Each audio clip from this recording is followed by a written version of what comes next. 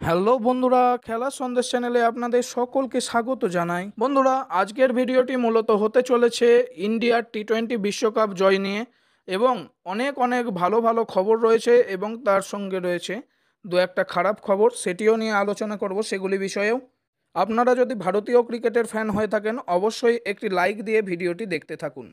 বন্ধুরা, এই ভিডিওতে মূলত আমরা আলোচনা করব টি-20 বিশ্বকাপের ফাইনাল ম্যাচ বিষয়ে। মানে এটা রিভিউ নয়, কিছুই নয়, এমনি নর্মাল কিছুটা আলোচনা করব আপনাদের সঙ্গে এই ভিডিওতে। আপনারা সকলেই জানেন 2024 সালের টি-20 বিশ্বকাপ আমাদের ভারত জয়লাভ করেছে। সবার প্রথমে তাই আমরা ভগবানকে একটা ধন্যবাদ দিয়ে অবশ্যই এই ভিডিওটি শুরু করতে চলেছি, কারণ ওনার প্ল্যান ছাড়া কিছুই নয় এগুলি। কোহলির মতে যেটা গডস প্ল্যান, বা রোহিতের মতেও যেটা। তো বন্ধুরা, এবার ভিডিওটি শুরু করা যাক। গত 29শে জুন ভারত খেলতে নেমেছিল সাউথ আফ্রিকার বিরুদ্ধে টি-20 বিশ্বকাপের ফাইনাল ম্যাচ। এই ম্যাচে টস হয় সন্ধ্যা 7:30টার সময় ভারতীয় সময় অনুযায়ী। টস জেতে ভারতের ক্যাপ্টেন রোহিত শর্মা এবং ইন্ডিয়া টস জিতে যায়, এবং রোহিত শর্মা প্রথমে ব্যাটিং করার সিদ্ধান্ত নেন। কারণ পিচ দেখে মনে হচ্ছিল ফার্স্ট ব্যাট করলে যথেষ্ট রান আসবে, সেই জন্যই তিনি ব্যাট করার সিদ্ধান্ত নেন। ভারতের হয়ে ওপেনিং করতে নামেন ক্যাপ্টেন রোহিত শর্মা এবং আমাদের লেজেন্ড বিরাট কোহলি, এবং সাউথ আফ্রিকার হয়ে বোলিং ওপেন অর্থাৎ প্রথম ওভারে বোলিং করতে আসেন মার্কো জনসন। অনেকদিন অফ ফর্মে থাকার পরে ফাইনাল ম্যাচে জ্বলে উঠলেন আমাদের বিরাট কোহলি, এবং জনসনকে শুরুর ওভারেই 3টে 4 মারলেন, এবং এর সঙ্গে ফার্স্ট ওভারে আমাদের ভারতের স্কোর দাঁড়ালো 15 রানে 0 উইকেট। বিরাট কোহলির সঙ্গে রোহিত শর্মাও যথেষ্ট চালিয়ে খেলছিলেন, এবং দ্বিতীয় ওভারে বল করতে আসলে কেশব মহারাজ। ভারতের হয়ে প্রথম অঘটনটা ঘটলো এই ওভারেই, অর্থাৎ 1.4 ওভারে বা 1 ওভার 4 বলে প্রথম উইকেট খুইয়ে বসলো ভারত, এবং আমাদের ক্যাপ্টেন রোহিত শর্মা ক্যাচ দিয়ে চলে গেলেন হচ্ছে ক্লাসেনের হাতে, এবং ক্যাচ আউট হয়ে ফিরে গেল রোহিত শর্মা। এর ঠিক পরেই জাস্ট 2 বলের মধ্যে ঋষভ পন্থ এসেই আর কি ফিরে গেলেন ঋষভ পন্থ, এবং 23 রানে যেখানে 0 উইকেট ছিল সেখানে 23 রানে 2 উইকেট পড়ে যায় ভারতের, এবং চাপ বেড়ে যায়। এরপরে ব্যাট করতে আসলেন হচ্ছে সূর্যকুমার যাদব। খেলার বয়স যখন 4 ওভার 3 বল, মানে কাগিসো রাবাডা জাস্ট বল করতে এসছেন কিছুক্ষণ আগে, এবং এই 4 ওভার 3 নম্বর বলেই 4 ওভারের 3 নম্বর বলেই উইকেট পড়ে যায় সূর্যকুমার যাদবের। তিনিও ক্যাচ দিয়ে বসেন ক্লাসেনের হাতে। ক্লাসেন ক্যাচ লুপে নেন, এবং 34 রানে 3 উইকেট পড়ে যায় ভারতের। আরও চাপ বেড়ে যায় এই ইনিংসের। এরপরে ব্যাটিং অর্ডারে একটা বিরাট পরিবর্তন করা হয়, সেটি হচ্ছে অন্যদিন শিবম দুবে আসেন 5 নম্বর পজিশনে ব্যাট করতে, কিন্তু ফাইনালের দিনকে ব্যাট করতে পাঠানো হয় অক্সর প্যাটেলকে, এবং এই চেঞ্জটাই অনেকটা ভালোভাবে ক্লিক করে যায় টিম ইন্ডিয়ার ক্ষেত্রে। একদিক থেকে বিরাট কোহলি যেমন ধরে খেলছিল একটা দিক, তেমনই অক্সর প্যাটেল মেরে খেলছিলেন। অক্সর প্যাটেলের এই 31 বলে 47 রানের ইনিংসের অনেকটা তফাৎ গড়ে দেয়, এবং মারমুখী ভঙ্গিতে দুর্দান্ত খেলছিলেন অক্সর প্যাটেল। রিস্ক নিচ্ছিলেন, মাঝে মাঝে 6 মারছিলেন, খুব ভালোভাবে ইনিংস চালাচ্ছিলেন, নাহলে কোহলিরই ওপর গোটা চাপ পড়ে যেত। কিন্তু কোহলিকে তিনি চাপ নিতে দেননি, এবং দুর্দান্তভাবে খেলে গেলেন হচ্ছে অক্সর প্যাটেল। কিন্তু দুর্ঘটনা ঘটলো 13 ওভার 3 বলের সময়। ইন্ডিয়ার রান যখন 106, তখন বিরাট কোহলি একটি ডিফেন্স করার পরে জাস্ট রান নিতে বেরোন, এবং তিনি আবার ঢুকে যান। কিন্তু অক্সর প্যাটেল ওই এন্ড থেকে খেয়াল করেননি যে কোয়েন্টন ডিককের হাতে বল চলে গেছে। এইখানেই অঘটনটা ঘটলো। দারুণভাবে একটি রান আউট করে দিলেন হচ্ছে কোয়েন্টন ডিকক। অক্সর প্যাটেল চলে গেল হচ্ছে প্যাভিলিয়ানে, এবং এই সাথেই আবার চাপ বেড়ে গেল ভারতীয় দলের। এরপরে কিন্তু ভারত আবার সামলে নিয়েছিল ইনিংসটা, তার কারণ হচ্ছে শিবম দুবে। এতদিন অফ ফর্মে থাকার পরে শিবম দুবেও জ্বলে উঠলেন ফাইনাল ম্যাচে। তিনিও দারুণ খেলছিলেন, এবং এর সঙ্গে কোহলির যখন হাফ সেঞ্চুরি হয়ে গেল, তারপরে কোহলি আবার মারমুখী ভঙ্গিতে অ্যাগ্রেসিভ হয়ে গেলেন পুরোপুরি। মানে দুর্দান্তভাবে 6 মারছিলেন, এবং শিবম দুবেও 6-4 মারছিলেন। এইভাবে ইনিংস এগোতে থাকে, বেশ খানিকটা সুবিধাজনক জায়গায় পৌঁছে যায় ভারতীয় দলের স্কোর। এক সময় 34 রানে 3 উইকেট পড়ে যাওয়ার পরে অনেক কেউই হয়তো ভেবেছিলাম যে খুব তাড়াতাড়ি ভারতের ইনিংস হয়তো শেষ হয়ে যাবে, কিন্তু ভরসা ছিল তখনও বিরাট কোহলি মাঠের মধ্যে উপস্থিত ছিলেন। এবং 34 রানে 3 উইকেট পড়ার পরে 18 ওভার 5 নম্বর বলে যখন কাগিসো রাবাডা বল করছিলেন, তখন বিরাট কোহলি ক্যাচ দিয়ে বসেন, মানে মারমুখী ভঙ্গিতেই আর কি 6 মারতে গিয়ে আবার ক্যাচ দিয়ে বসলেন তিনি, এবং ক্যাচটি তালুবদ্ধ করলেন হচ্ছে মার্কো জনসন, এবং এইভাবেই পঞ্চম উইকেটের পতন হলো। কিন্তু তখন স্কোর লাইন গিয়ে দাঁড়িয়েছে হচ্ছে 163 রানে 5 উইকেট। বিরাট কোহলি যখন মারমুখী ভঙ্গিতে খেলছিল, আমরা ভাবছিলাম হয়তো স্কোর গিয়ে দাঁড়াবে হয়তো 190 চলে যাবে ভারতের স্কোর, কিন্তু সেটা আর হয়ে ওঠেনি। এরপরে লাস্ট ওভারে বল করতে আসেন নর্জে। তিনি 20তম ওভারের 4 নম্বর বলে আউট করেন শিবম দুবেকে। শিবম দুবে 16 বলে 27 রান করে ডেভিড মিলারকে ক্যাচ দিয়ে ফিরে যান, এবং 174 রানে 6 উইকেট পড়ে ভারতের। এরপরে লাস্ট বল, অর্থাৎ ইনিংসের লাস্ট বল, 20 ওভারে শেষ বল, সেই বলেতে রবীন্দ্র জাদেজা অনেকটা তুলে মারার চেষ্টা করেন এবং বলটি অনেক ওপরে উঠে যায় এবং ক্যাচ আউট হয়ে ফিরে যান। ক্যাচটি নেন হচ্ছে কেশব মহারাজ। এইভাবেই 176 রানে 7 উইকেট হারিয়ে শেষ হয় হচ্ছে ভারতের ইনিংস। এই ম্যাচে হার্দিক পান্ডিয়া 2 বলে 5 রান করলেন এবং সবথেকে শ্রেষ্ঠ ইনিংস খেললেন হচ্ছে, ফাইনালের জন্যই হয়তো বাঁচিয়ে রেখেছিলেন এতদিন ধরে খেলাটা, বিরাট কোহলি। তিনি 59 বলে 76 রান করেন, 6টা 4 এবং 2টো 6 মারেন তিনি। এইভাবেই 176 রানে শেষ হয় ভারতের ইনিংস এবং দক্ষিণ আফ্রিকাকে কাপ জেতার জন্য টার্গেট ছিল 177 রান। সাউথ আফ্রিকার হয়ে ওপেনিং করতে নামেন হেনড্রিক্স এবং সবসময় দুর্দান্ত ফর্মে থাকা, এই বিশ্বকাপে খুব ভালো ভালো ইনিংস এসছে তার হাত থেকে, তিনি হচ্ছেন কোয়েন্টন ডিকক। এই দুজন ওপেনিং করতে নামেন এবং শুরুর ওভারটা যথেষ্ট সামলে খেলেন দুজন মিলে অর্শদীপ সিংকে এবং তারপরে বল করতে আসেন হচ্ছে আমাদের জসপ্রীত বুমরা।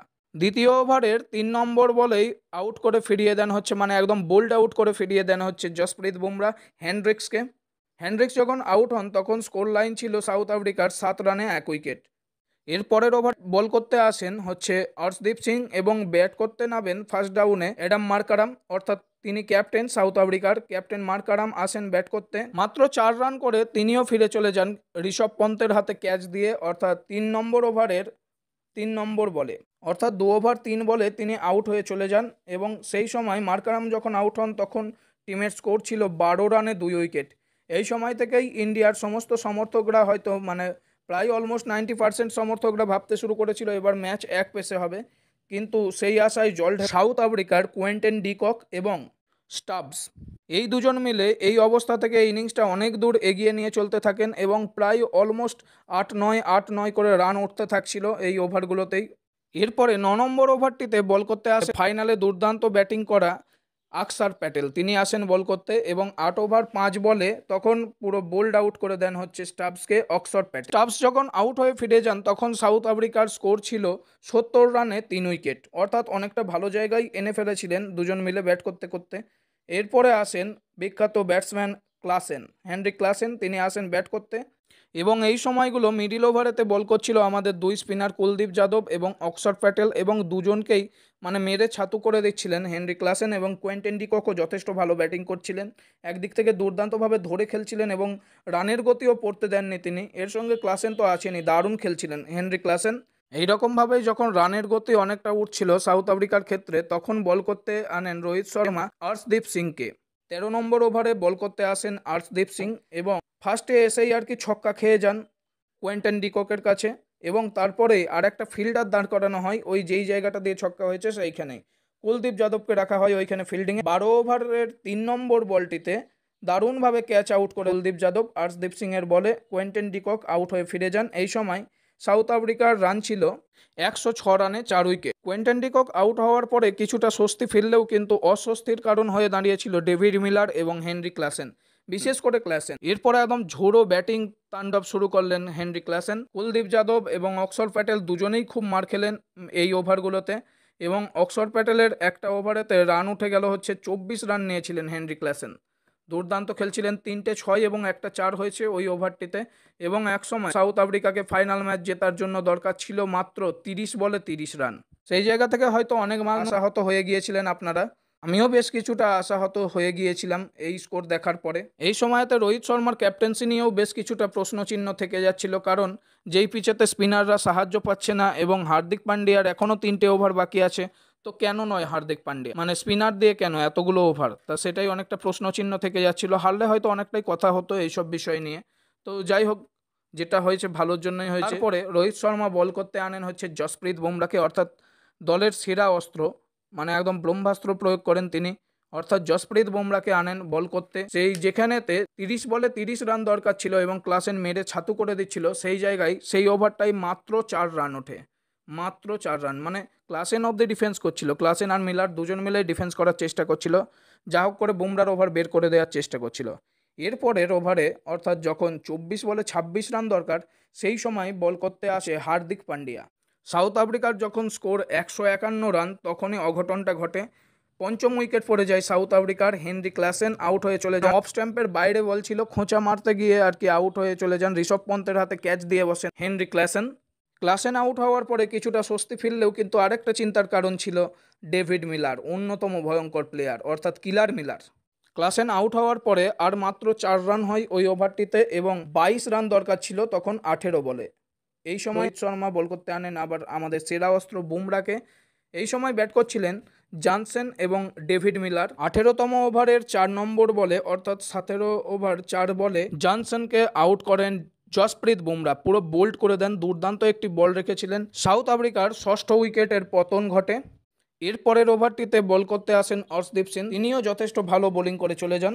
এবং সবথেকে মজার বিষয় হচ্ছে এক সময় যখন 30 বলে 30 রান দরকার ছিল সাউথ আফ্রিকাকে জেতার জন্য, সেই সময় 4 ওভারে আর মাত্র 14 রান হয় এবং লাস্ট ওভারে সাউথ আফ্রিকাকে কাপ জেতার জন্য দরকার ছিল 16 রান, মাত্র 16 রান লাস্ট ওভারে, যদিও খুব কম কিছু নয়, কারণ 30 বলে 30 থেকে 6 বলে 16 রান দরকার। সেই সময় বল করতে আসেন হার্দিক পান্ডিয়া। শেষ ওভার অর্থাৎ 20 নম্বর ওভারের প্রথম বলেই একটি ফুল টস বল করে বসেন হার্দিক পান্ডিয়া এবং টান টান উত্তেজনার ম্যাচে সোপাটে একদম শট চালান সামনের দিকে ডেভিড মিলার স্ট্রাইকে, তিনি দারুণ একটি শট চালান। এই সময় টুইস্ট ঘটে হচ্ছে ম্যাচে, সেটি হচ্ছে সূর্যকুমার যাদব উপস্থিত ছিলেন সেইখানে। একদম তিনি লং অফে ফিল্ডিং করছিলেন এবং অসাধারণভাবে বাউন্ডারি লাইন থেকে তিনি ক্যাচ নেন। প্রথমে ক্যাচ ধরেন, আবার ছুঁড়ে দেন, মানে তারপরে বাউন্ডারি লাইন অতিক্রম করে গিয়ে আবার তিনি ফিরে এসে ক্যাচটি লোফেন। অসাধারণ, মানে দেখার মতো ছিল ক্যাচটি, দুর্দান্ত ক্যাচ নেন। এটাই হয়তো মানে ওয়ার্ল্ড কাপটা লুফে নিলেন তিনি সূর্যকুমার যাদবের। অবশ্যই দুর্দান্ত ক্যাচ, মানে যত প্রশংসা করব ততই কম পড়বে সূর্যকুমার যাদবের এই ক্যাচটি। মিলার আউট হওয়ার সাথে সাথেই ভারতীয় দলেরও আশা অনেক গুণ বেড়ে যায় এবং একসময় যেখানে দেখাচ্ছিল উইন প্রেডিকশানে 97% দেখাচ্ছিল সাউথ আফ্রিকার দিকে এবং মাত্র 3% দেখাচ্ছিল ভারতের দিকে। এরপরে ব্যাট করছিলেন হচ্ছে কাগিসো রাবাডা এবং কেশব মহারাজ ছিলেন অন্যদিকে। তো যাই হোক, এর মাঝখানেই আবার একটি বলেতে কাগিসো রাবাডার ব্যাটের কানায় লেগে আর কি পন্থের পাশ দিয়ে চলে যায়, 4 রান হয়ে যায় এবং 9 রান দরকার ছিল। তখনও আশা ছিল কিছুটা সাউথ আফ্রিকার দিকে। 2 বলে যেখানে 10 রান বাকি ছিল, সেই সময় আবার একটা ওয়াইড বল করে হার্দিক পান্ডিয়া এবং তখনই 9 রান দরকার ছিল আর 2 বলে। এর পরের বলটিতেই কাগিসো রাবাডা সোপাটে একটি শট মারতে গিয়ে আউট হয়ে বসেন হচ্ছে সূর্যকুমার যাদব। আবার সেই সূর্যকুমার যাদব ক্যাচ নেন এবং কাগিসো রাবাডাও আউট হয়ে যায় এবং মাত্র 1 বলে 9 রান দরকার। তখন আর সাউথ জয়ের আশা একদম শেষ হয়ে গিয়েছে পুরোপুরি, যদি না ওয়াইড অথবা নো বল হয়। এবং শেষ বলে মাত্র 1 রান হয় সাউথ আফ্রিকার এবং ভারত 7 রানে ওয়ার্ল্ড কাপ জিতে যায়। অসাধারণ ম্যাচ ছিল, বিশ্বকাপের সবথেকে সেরা ম্যাচ এটিই ছিল। একদম মানে ফাইনাল ম্যাচের মতো হয়েছে, দুর্দান্ত ম্যাচ ছিল, সবই অসাধারণ হয়েছে। বিরাট কোহলির অত ভালো একটা ইনিংস দেখতে পেলাম আমরা। এইবার চলে আসি 2-1 খারাপ খবর, মানে খারাপ খবরও হতে পারে আবার আনন্দেরও হতে পারে খবরগুলো। খারাপ খবর বা এই খবরগুলি বলার আগে আরও কয়েকটা ইনফরমেটিভ খবর দিয়ে রাখি। সেটি হচ্ছে সর্বোচ্চ উইকেট শিকারী হিসেবে অর্শদীপ সিং উইকেট নিয়েছে হচ্ছে 17খানা উইকেট। ফাইনাল ম্যাচের ম্যান অফ দ্য ম্যাচ হয়েছেন আমাদের বিরাট কোহলি এবং ম্যান অফ দ্য টুর্নামেন্ট হয়েছেন জসপ্রীত বুমরা এই বিশ্বকাপের 2024 বিশ্বকাপের। এইবার চলে আসি সেই খবরটাই যেটা এতক্ষণ ধরে বলছিলাম। বিষয়টা হচ্ছে বিরাট কোহলি আর কি রিটায়ারমেন্ট মানে অবসর ঘোষণা করে দিলেন বিশ্বকাপ জেতার পরেই এবং এর থেকে ভালো শেষ আর কি হতে পারে।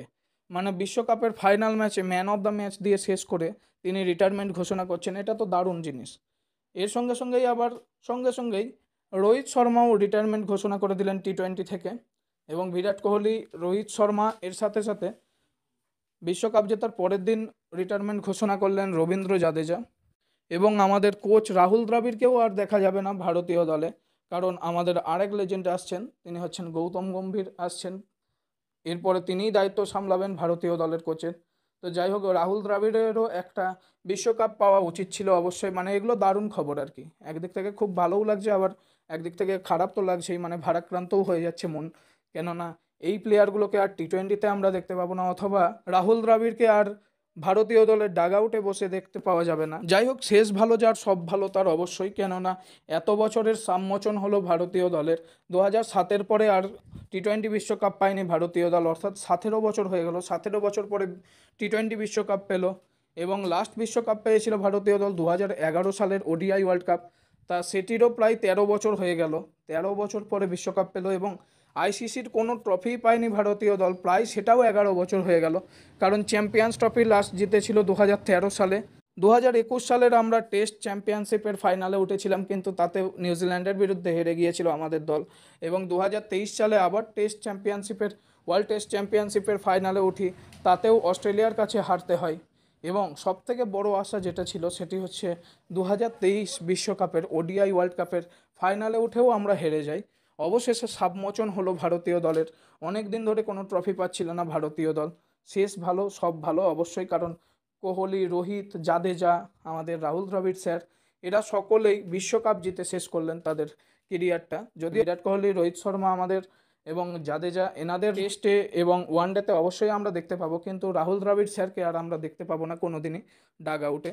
তো যাই হোক, অসংখ্য ধন্যবাদ সকলকে ভিডিওটি দেখার জন্য। ভিডিওটি ভালো লাগলে আপনারা অবশ্যই একটা লাইক করে দেবেন, বন্ধুদের সাথে শেয়ার করতে ভুলবেন না। আর চ্যানেলে নতুন হয়ে থাকলে চ্যানেলটিকে সাবস্ক্রাইব করে রাখবেন অবশ্যই, কেননা খেলা সম্পর্কিত সমস্ত আপডেট পেয়ে যাবেন এই চ্যানেলেই আপনারা অবশ্যই কমেন্ট বক্সে লিখে জানাতে ভুলবেন না যে মানে কোন মুহূর্তগুলো আপনাদের ভালো লেগেছে এই গোটা বিশ্বকাপের। তো আবার একটা বড় থ্যাঙ্কস জানাই আমাদের ভগবান ঈশ্বর আল্লাহ যেই আছেন, বিরাট বড় আর কি ধন্যবাদ তাকে। এবং এর সঙ্গে আমরা খেলার সন্দেশ চ্যানেলের পক্ষ থেকে ধন্যবাদ জানাই আমাদের রাহুল দ্রাবিড় স্যারকে। কোচ রাহুল দ্রাবিড় স্যার অনেক কিছু পরিবর্তন করেছেন কয়েক বছরের মধ্যেই, এবং তিনটে ফাইনাল খেলিয়েছেন তিনি আমাদের, এবং একটি ট্রফিও জিতিয়ে দিলেন আমাদেরকেই। কারণ এক বছরের মধ্যে 3টে জায়গায় তিনি ফাইনাল খেলিয়েছেন আমাদের ভারতীয় দলকে। ওয়ার্ল্ড টেস্ট চ্যাম্পিয়নশিপের ফাইনাল খেলেছি আমরা ওডিআই বিশ্বকাপের ফাইনাল খেলেছি, এবং আমরা T20 বিশ্বকাপের ফাইনাল খেললাম এবং ফাইনালি আমরা ট্রফি জয় করলাম। অসংখ্য ধন্যবাদ, খুব ভালো থাকবেন রাহুল দ্রাবিড় স্যার। এইভাবেই আজকের ভিডিও শেষ করছি। অনেকটা লম্বা হয়ে গেল বুঝতে পারছি ভিডিওটা, কিন্তু কিছু আবেগপ্রবণও হয়ে গিয়েছিলাম। এবং অসংখ্য ধন্যবাদ আপনাদের সকলকে পুরো শেষ অবধি ভিডিওটা দেখার জন্য। অবশ্যই আপনারা লাইক করে দেবেন, ভারতীয় ক্রিকেট দলের ফ্যান হয়ে থাকলে অবশ্যই লাইক করে দেবেন ভিডিওটি, এবং চ্যানেলটিকে সাবস্ক্রাইব করে রাখতে আপনারা ভুলবেন না। অসংখ্য ধন্যবাদ সকলকে ভিডিওটি দেখার জন্য।